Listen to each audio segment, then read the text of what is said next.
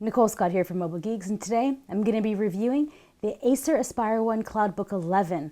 This is a full Windows 10 laptop that will only cost you $169. The version we're reviewing has the larger memory at $189, but still, this is a sub $200 notebook that works, but there are a few catches. This Mobile Geeks video is powered by Asus. So this is an 11.6-inch Cloudbook. So this is actually running a full Windows 10, no touch screen. And as you can see by that, it is a little slow. So it's running a Intel Celeron processor. This is the N3050.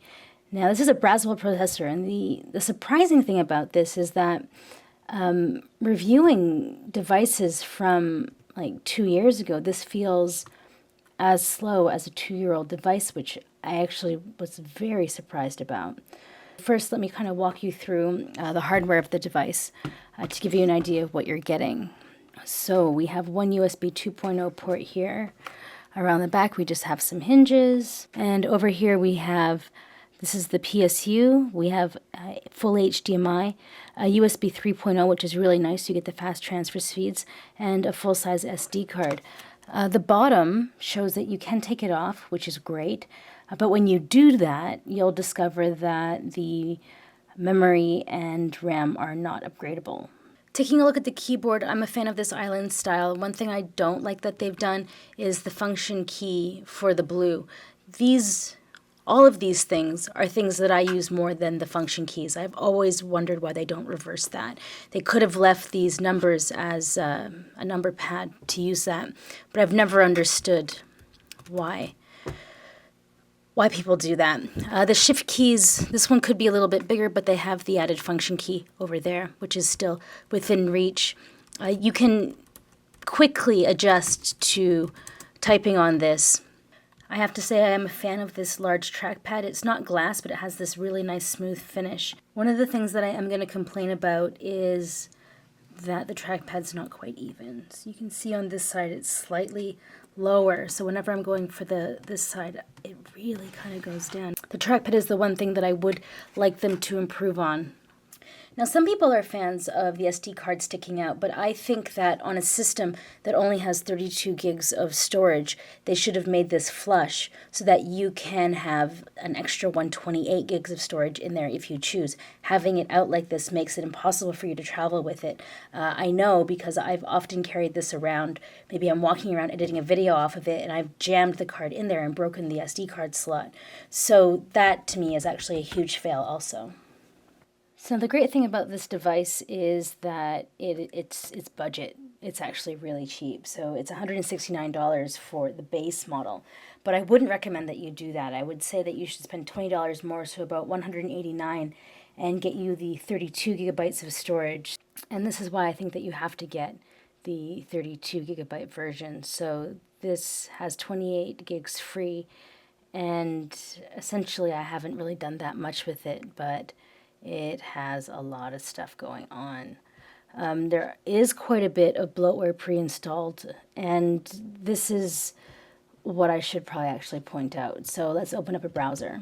So now I've noticed that the Edge browser is actually much quicker, so we're only getting 84% when we're opening up multiple tabs. So if you want to pull up Chrome, you're going to hit 100% pretty much all the time. So you see this rise. Now we are on a fairly fast internet connection, so it bumped up to 72. So if you're going to use this, you should use the Edge browser. Now let's pull up Firefox, and you'll see that the 2 gigs of memory is pretty much always maxed out. So 63, 89, 95, 99. Let's open a second tab. 99%. Now, that's the thing.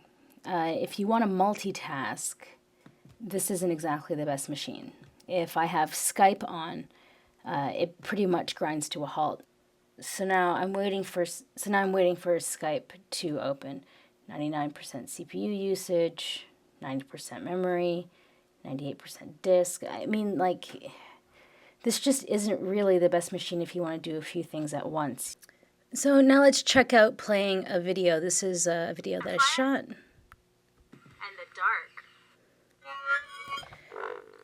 So the quality of the speakers isn't incredibly high. It's quite tinny a little bit, just not so clear.